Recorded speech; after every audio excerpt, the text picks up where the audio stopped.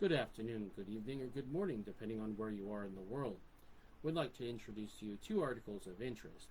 And before I do that, I would like to let you know that this is for review, informational, and educational purposes. It's not to take the credit for the intellectual property of the article. The full credit for the intellectual property of the article goes to the publisher, which in this case is the Wall Street Journal.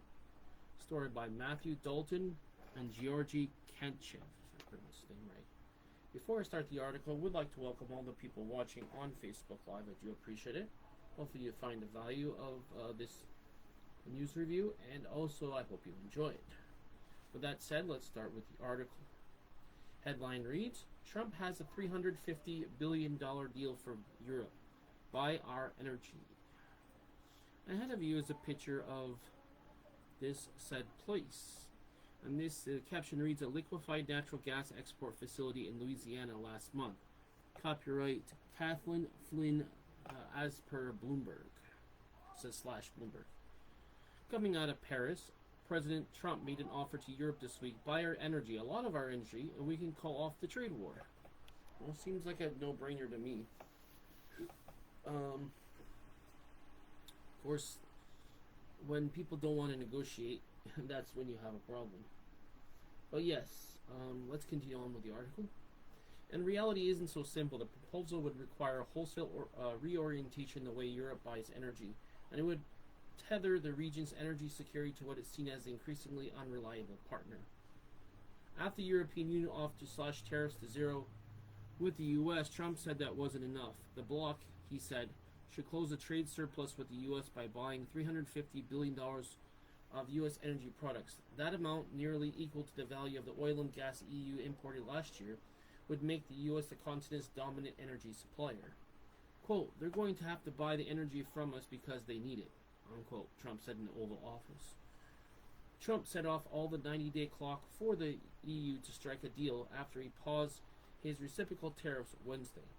The bloc is among America's biggest trading partners, and the EU has already signaled it is willing to increase the purchases of U.S. energy. Similar promises were part of the deal the EU struck in 2018 during the first Trump administration. The situation is different 7 years later. And ahead of you, you see such facilities here.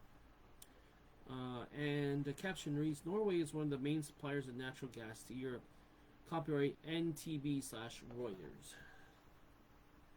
Yes, you can come to your own conclusions about that, but I can tell you that under the Biden administration, policies were quite different, and also the way the world looked at U.S. was different. Okay, and in my view, just my opinion, I don't think the world respects the United States, and you can see because the whole scenario was reversed. So yes, I can see that's the reason why. Now the EU has already increased its purchases of U.S. energy sharply and has little appetite to buy more. The limitations regarding energy indicate the other concessions such as purchase of agricultural goods and the reduction of non-tariff trade barriers, including taxes on U.S. tech giants and health and safety regulations that box out American food products, might be needed to satisfy Trump. And in the related video, if I can get this commercial, they put a commercial on the video here. Okay, 1 second. Here we go. Let's pause that. In a related video, U.S. tariff hits 380 billion euros worth of exports. EU trade chief, as per Reuters. And this video will be available upon publishing of this review, but only on Rumble, as YouTube does not allow links in its comment section. So what I'll do is I'll put the name of the Rumble channel. I'll put the link to the Rumble channel, so either way you'll be able to get to my channel. Go to my channel, and you'll be able to watch this video, as I will, at the time of publishing of this video, you know, the review of this video, not the video, but review of this article, I will have not yet watched it, but I will watch it. Quote, the probability of EU buying more American energy to get tariff relief is a myth that needs to be debunked, unquote, says Simon Tagliapertia, a senior fellow at Bruegel, a Brussels-based think tank. Quote, it's a fantasy. Well, for something being such a fantasy, they were doing it before. So how is it a fantasy? The bloc imported around $420 billion of oil, natural gas, and coal from various countries last year, including a substantial amount from the U.S. to reach Trump's $350 billion target. Means of the U.S. would be able to replace most of the EU's other suppliers in Norway, North Africa, and the Middle East. That would be for the better, because you don't want to deal with people who have conflicting agendas as you, especially if they don't have the same values. So unless I'm way off, North Africa and Middle East does not have the same values as Europe would have, and also Norway, of course, may be stirring the pot. Who knows? But they certainly have a vested interest in selling oil. So fact is the fact. It was unclear where the $350 billion figure came from, but the EU's good trade surplus with the U.S. last year was $237 billion. It was $161 billion with the services included. So we're not too far off, or a little bit far off, but it's no fantasy. It's just he is hoping that it's not going to go through for whatever reason. It's very weird, because I don't know why they hate the United States so much, why they have such disdain, where the U.S. is actually helping them out, but people are entitled to their own opinions, and he can feel it any way he wants to feel, so that's his own problem, or his own whatever, so that's what it is. Now, Europe is wary of linking its energy security to a single source after Russia weaponizes natural gas pipelines to the region. In the run-up of its full-scale invasion of Ukraine, EU's energy imports now come from a range of different countries, including the U.S., none representing more than 20% of the total imports of oil or natural gas. Well, here's the thing: is you have two options. Either you can buy the oil and get something for it, or you're gonna damage relations with the people you trade with, because they're gonna have to pay more tariffs, and so indirectly you're also paying for that too, because that means there's less for every dollar extra that the person has to pay for tariffs. That's one extra dollar that they can't pay the supplier for the goods. So, either way, it's going to cost you. The question is, do you want to benefit, or do you not want to benefit? So it's completely up to the person, but that's what it boils down to.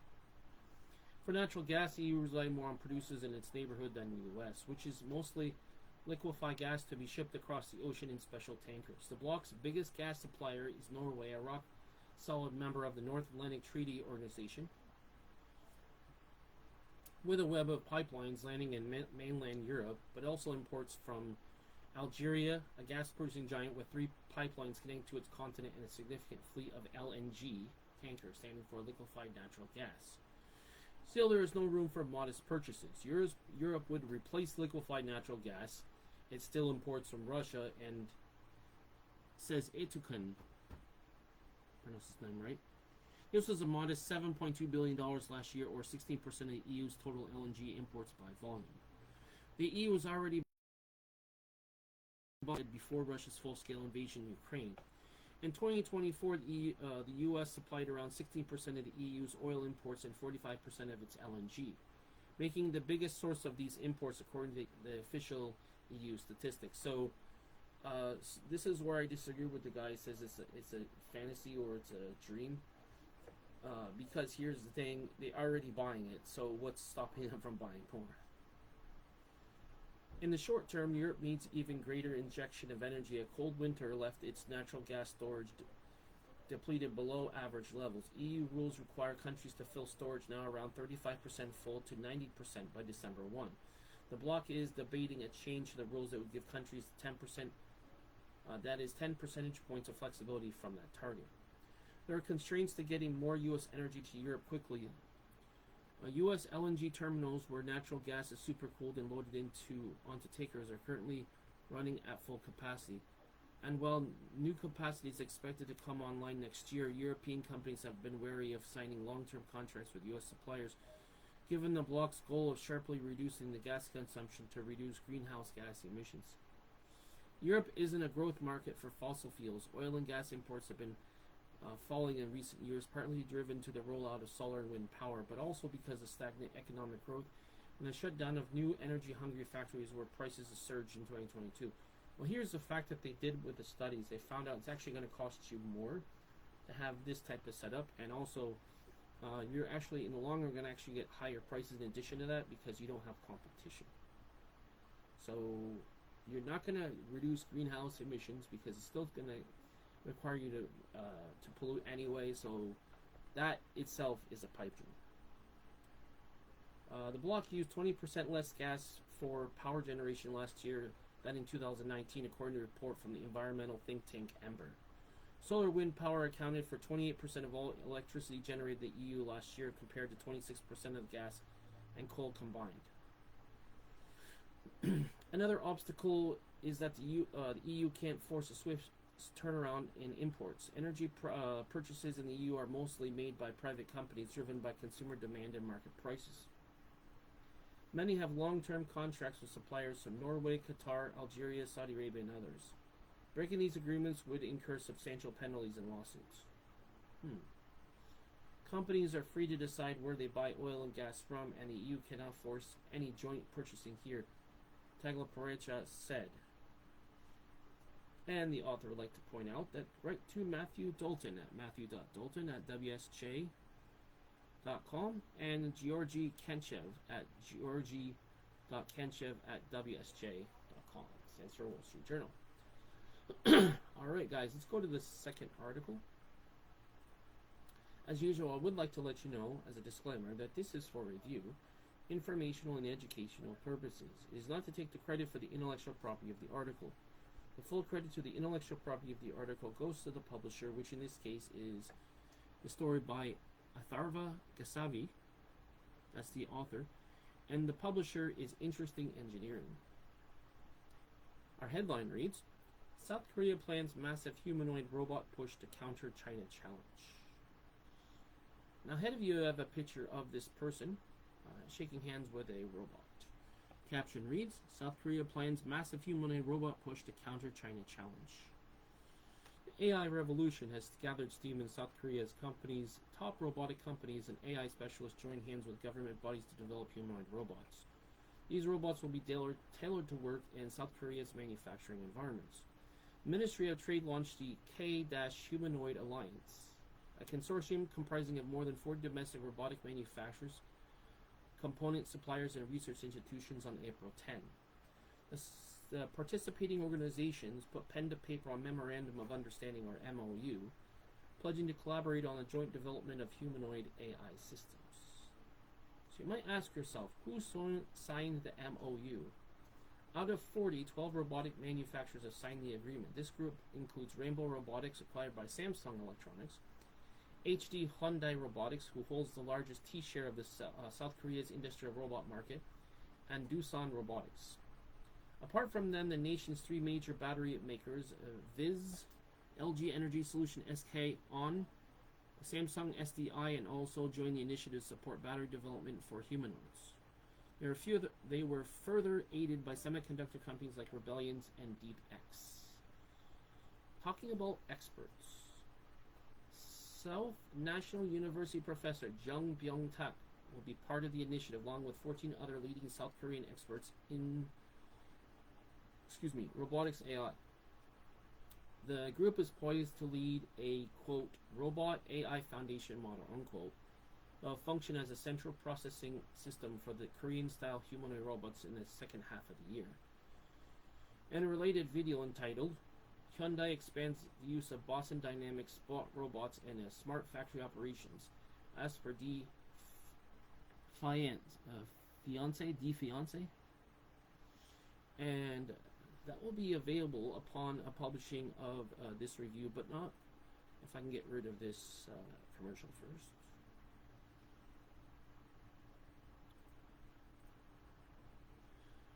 It would only be available on Rumble, as YouTube does not allow links in its comment section. So what you'll need to do is you'll need to go. I'll have in the YouTube comments. I'll have the name of my Rumble channel and the link. What you'll do is you go to my Rumble channel, go in the comment section of my Rumble channel, right? The video, the same thing. I'll have the same content also on Rumble. Click on the link and you'll go to this website and you'll be able to watch this, and I also will watch this, of course. All participants are expected to support the effort by sharing robot hardware for proprietary datasets with the AI development teams. 7 additional firms, including LG Electronics and CJ Logistics, which plan to integrate humanoids into key production processes, will also contribute to the project. What exactly are humanoids? Humanoids are robots designed to reassemble and function like humans. They are equipped with artificial intelligence systems capable of autonomous decision making and action. Given their abilities, they can be a huge cornerstone in the future of the manufacturing industry. South Korea boasts strong capabilities in robotics and hardware, but they also have faced slack for languishing behind the U.S. China in terms of investment and dedicated workforce in the field. The new alliance reflects an effort by government, industry, and academia to address this gap through coordinated action. The Minister of Trade, Industry, and Energy, On Duk-yeon, said, quote, "The humanoid robot market is projected to grow from $1.5 billion in 2025 to $38 billion in 2035. A 25-fold increase over the next decade, and this directly linked to the future competitiveness of our manufacturing sector. We must accelerate efforts to compete globally," unquote. And he goes on to be quoted as saying, "This is a promising field directly tied to the future competitiveness of our manufacturing sector.